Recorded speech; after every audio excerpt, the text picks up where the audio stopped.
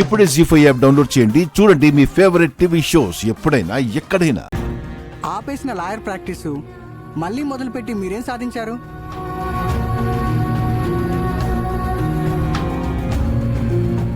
శూన్యం, జీరో. అతను లాయర్గా అస్సలు పనికిరాడు. ఆ విషయం తెలిసే వాళ్ళ నాన్నగారు అతన్ని లాయర్గా మార్పించి బిజినెస్ మ్యాన్ చేశారు.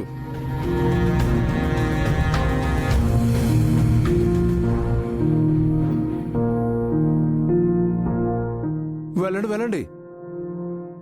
మీకు ఈ కోర్టులు కేసులు సెట్ అవ్వ అసలు. వెళ్ళి వ్యాపారం చేసుకోండి.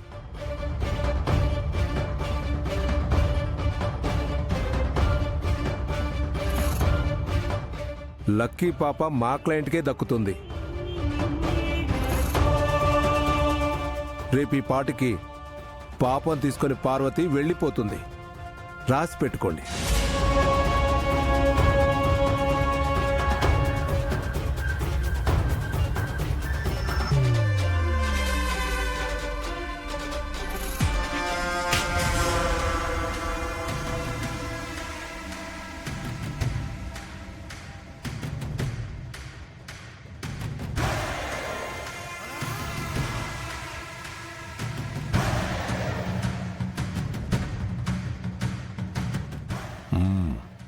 ఓకే, రండి.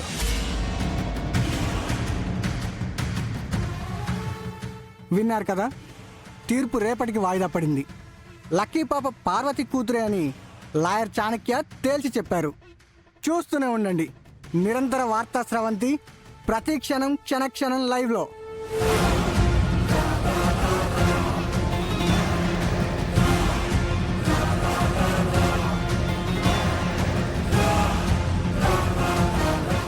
మిత్ర, ఈ కేసుకి అర్జున్ కరెక్ట్ కాదు. తను కోర్టులో నోరు కూడా మెదపలేకపోయాడు. వాయిదా అడగడం తప్ప మరేమీ చేయలేకపోయాడు. మనం వేరే లాయర్ని చూసుకోవడం బెటర్.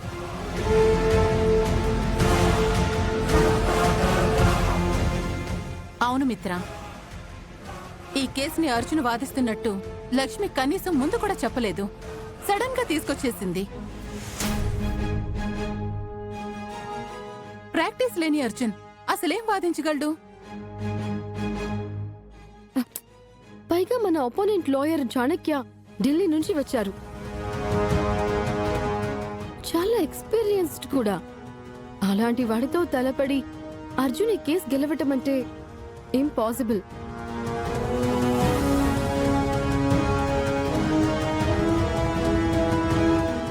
ఇప్పటికే నీ గురించి మీడియాలో రకరకాల గాసిప్స్ ఉన్నాయి మిత్ర. మన పరువు పోతుంది. కేసు ఓడిపోవడం అంటే మనం తలెత్తుకోగలమా?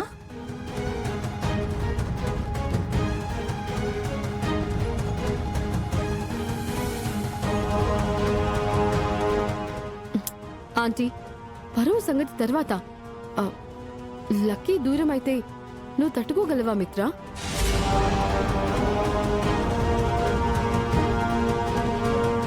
చూడు, మన మంచి కోరే చెప్తున్నాను. మనం ఒక మంచి లాయర్ని పెట్టుకుందాం. ఒక్కసారి ఆలోచించు.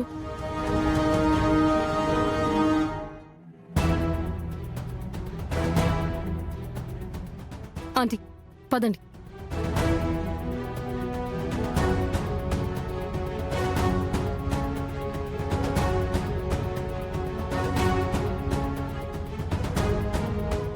మనీషా, మనం వేసిన ప్లాన్ వర్కౌట్ అవుతుందంటావా?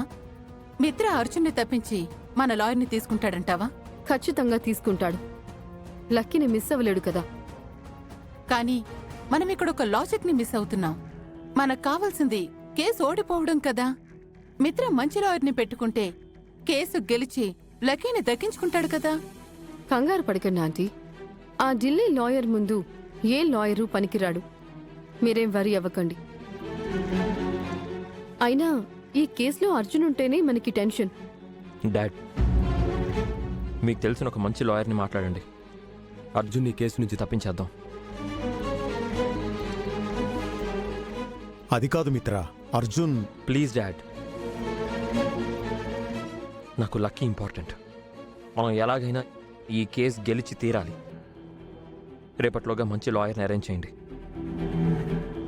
మిత్ర గారు, లేదండి, అర్జున్ గారు కూడా చాలా మంచి లాయర్. మనం ఈ కేసు తప్పకుండా గెలుస్తాం. తను నీకు మంచి ఫ్రెండ్ అయి ఉండొచ్చు లక్ష్మి, కానీ మంచి లాయర్ అని నేను అనుకోవట్లేదు. నాకు కూడా అదే అనిపిస్తుంది వదిన.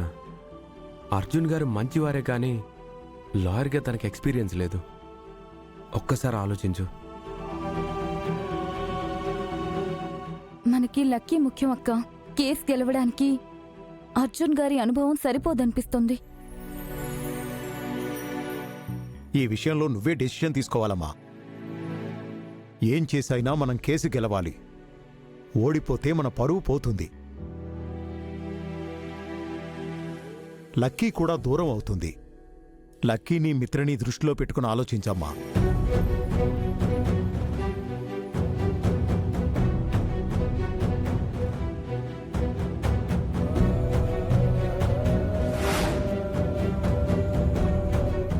మీకు ఈ కోర్టులు కేసులు సెట్ అవ్వ అసలు. వెళ్ళి వ్యాపారం చేసుకోండి. రేపు ఈ పాటికి పాపం తీసుకొని పార్వతి వెళ్ళిపోతుంది. రాసి పెట్టుకోండి.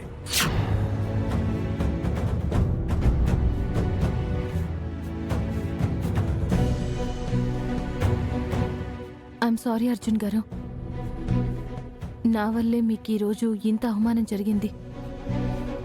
నేను చెప్పబట్టే మీరు మళ్ళీ నల్లకోటు వేసుకున్నారు. నా వల్ల అందరి ముందు నవ్వుల పాలయ్యారు. నన్ను క్షమించండి. ఇక ఇది ఇంతటితో వదిలేయండి. వేరే లాయర్ని పెట్టుకుందామని అందరూ అంటున్నారు. ఆ లాయర్కే ఈ కేసు అప్పచెప్తాం. సారీ లక్ష్మి, ఈ కేసు నుంచి నేను తప్పుకోదలుచుకోలేదు. ఈరోజు నేను ఆ చాణక్యతో వాదించలేక కాదు, నీ గురించి ఆలోచించి కామ్గా ఉండిపోయాను.